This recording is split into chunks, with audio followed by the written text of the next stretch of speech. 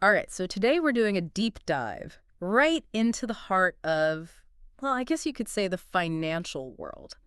Wall Street. Okay. Wall Street. Or should I say Wall Street without walls?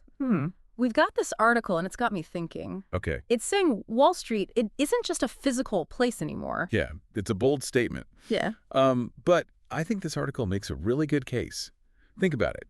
If you were going to meet someone to make a major financial deal, where would you picture that happening? Okay, I'll bite, honestly. For me, it's Wall Street. Like, my mind goes right to the New York Stock Exchange, those big bronze doors, maybe a coffee with a little side of insider trading whispers. Exactly. Yeah. And, for decades, that image, that location, that was American finance. Right. But this article is saying that's not the whole picture anymore. It's really talking about Wall Street less as a place and more as an idea. So are they saying the old school giants are gone? No more suits on trading floors yelling sell? Not quite gone, but the power dynamics are definitely shifting. This article talks about this huge surge in financial activity, right? We're talking meme stocks, private equity, and a lot of this is happening outside those traditional institutions. Okay, hold on. Before we go any further, I need a quick explainer here. Private equity. Last time I heard that term, it involved a yacht and a documentary about a shady businessman. Fair enough. In the simplest terms, private equity is basically investing in companies that aren't publicly traded on the stock market, right? Okay. So it's kind of like this behind-the-scenes world of big deals and even bigger money. Gotcha. And this is playing a huge role in this whole Wall Street without walls phenomenon. Because they're making deals, but they don't need to actually be on Wall Street to do it. Precisely. And that's just one piece of the puzzle. Yeah. The article also highlights the rise of what we call the retail investor. Right. Remember GameStop? Oh, yeah. That wasn't like Wall Street suits manipulating the market. Right. That was everyday people on trading apps. Yeah. That whole thing felt like a turning point. Suddenly, anyone with a smartphone could be a player in the market. And that accessibility, that is changing the game. Nearly half of all stock trading now is happening off traditional exchanges. Yeah. Platforms like Robinhood have basically democratized investing in a way that, honestly, we haven't seen before. So we've got everyday people trading like it's, their day job. Right. And these private equity firms making power moves from basically who knows where. So what does this all mean for the companies themselves? That's where it gets really interesting. This article is arguing that this shift in, financial power, it's actually changing how companies think about going public or not going public. You mean ditching the whole Aikito thing? Yeah. Why go through all that, right? Why go public, deal with the regulations, the scrutiny, when you can access capital privately, Right. stay under the radar for longer? Yeah, that makes sense. The article, they brought up Stripe as an example. Stripe. And this is a company you've probably never even heard of. See, now you're just trying to make me look bad. Of course I've heard of Stripe. It's like some kind of financial thing. They're a payments company. They process billions of dollars in transactions. Okay. Their estimated worth is over $70 billion. Wow. That's more valuable than many companies on the S&P 500. Really? They haven't even gone public yet. Okay, I officially feel out of the loop. Yeah. But I get your point. These big players, they're staying private.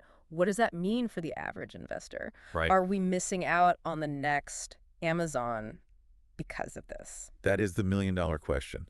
On the one hand, right, this shift to private markets, Yeah. it means more wealth concentrated in fewer hands.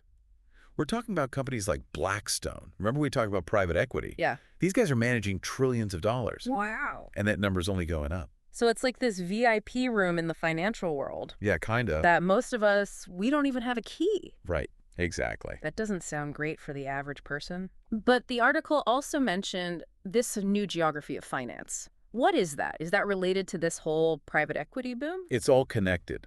So as these traditional financial centers, they become less important. Okay. You're seeing this kind of decentralization of money and talent. Interesting. The article specifically called out Miami, Wyoming, even Pennsylvania. Okay. And each of those has its own draw. All right, break it down for me. Why are these places suddenly financial hotspots? I mean, Miami, okay, the beach is nice. Right. Well, a lower cost of living and good tax policies, those don't hurt. Mm-hmm. But it's more than that. Miami, it's attracted a lot of tech and finance people. Ah, okay. So it's got this kind of startup scene, Right. which, brings in investors. And for some people, honestly, it's just about lifestyle. So long, snowstorms, hello, sunshine, and mojitos. I get it. What about Wyoming? That one throws me for a loop. Isn't that where cowboys hang out? Wyoming has become like a safe haven, for financial companies, Okay. particularly in the cryptocurrency space Ah, interesting. because of its crypto-friendly regulations. Gotcha. And then there's Pennsylvania, which is a more established player, right, with companies like Vanguard who are making waves in index funds. Okay, quick timeout on index funds. Even I know that's like investing 101. Right. But could you give our listeners a quick explanation in case they're not familiar? Of course. An index fund is basically a basket of stocks. It tracks a particular market index, such as, say, the S&P 500. Okay. And they're really popular with investors who want broad market exposure without having to pick individual stocks. Got it. So it's like diversification made easy. Back to this whole financial shakeup. So we've gone from Wall Street being the epicenter to it's like Wall Street is this invisible force shaping the markets from all these different places. It's not just about the where, though. Right. It's about the how. This new landscape, it's being shaped by technology, evolving regulations, and changing demographics of investors. Yeah, It's a lot. Complex ecosystem. We're really just starting to understand what it all means. This is a lot to wrap our heads around. It is. Like, we've got more access to financial tools than ever before. But Yeah. then there's this other level, this like high stakes finance thing happening. Right. And most of us are totally removed from it. Yeah, it really is fascinating. And this article, it points out some of the downsides, too. Yeah. Sure, technology has made investing more democratic to an extent. Yeah. But it's also created more chances for things to go wrong, more risk. Right. Remember the whole meme stock thing? Oh, all yeah. that frenzy? Yeah. A lot of that was fueled by social media and trading apps. Right. And sure, some people, they made money. Yeah. But a lot of people got burned. It's like giving someone a blowtorch and saying, good luck with your finances. Exactly. So how do we navigate this new landscape? Like, what are we supposed to do? That's the big question, right? Yeah. And I think the article really stresses that financial literacy is so important. More than ever. More than ever. It's not enough to know how to invest. Right. You have to understand what you're putting your money in and what the risks are. So not just chasing the next hot stock tip on Twitter. Exactly. We need to be doing our homework, right? Yeah. Understanding index funds, private equity, all of it. Yeah. Even reading those long, boring financial documents. Knowledge is power, right? Right. Especially when it comes to your money. That's true. And the article even points out this isn't just about us. Right. Not just individual investors. Right. This affects the whole economy. Okay, so zoom out for me. Big picture time. What's the takeaway here? Is Wall Street without walls a good thing? That's what the article wants us to think about, right? Is this how we get to a more equal system? Okay. Or is it really just the same old power structures but with a new face? And it's something we all need to be thinking about, whether we're, day trading every day or just trying to manage our own finances. It really makes you think. It does. I might have to go back and reread that article.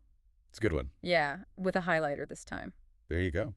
Well, this has been a fascinating deep dive. Thanks for breaking it all down for me and for our listeners. I feel like we've only just scratched the surface here, though. Oh, absolutely. This is a conversation that's going to keep going. That's for sure. Thanks for joining me, and thanks to all of you for listening.